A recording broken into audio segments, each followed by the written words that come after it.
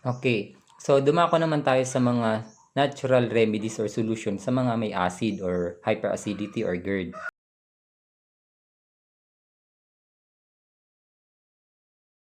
Ano yun? Number one dyan is drink lots of water para bumaba yung sobrang acid. Pangalawa dyan is potato extract, raw potato extract. So, kumuha kayo ng patatas, buo. Huwag niyong babalatan, hugasan lang maigi, tapos i-blend nyo o kaya igadgad nyo. Yung katas nun, inumin nyo 30 minutes before the meal. Ayan, malaki ang matutulong yan kasi highly alkalinizing yan. Okay? Alkaline po yung patatas juice. Oo. Yung cabbage din, makakatulong yung juice niyan, yung raw cabbage juice sa mga acid at saka sa ulcer. Then, ano pa ba?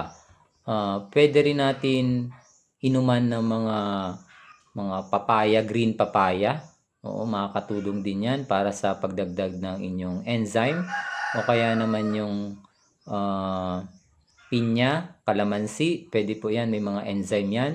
Pero kapag mas lumala lalo yung acid nyo, ayan, dun muna kayo sa patatas o kaya sa cabbage.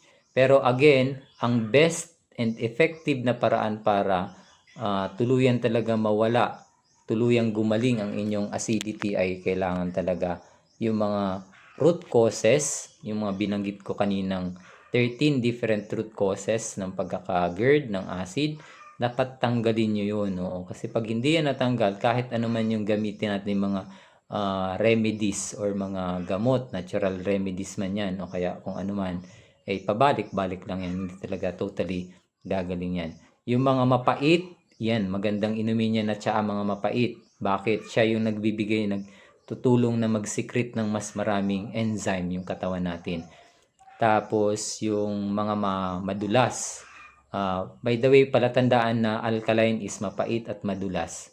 So, okra, saluyot, ano pa, yung kahit sayote, madulas din yan pag binalatan mo. Madulas yan. So, lahat ng mga ganun, mapait, madulas, maganda po para madagdagan yung ating enzyme. At the same time, matulungan malabanan yung acid kasi they are all alkaline or base.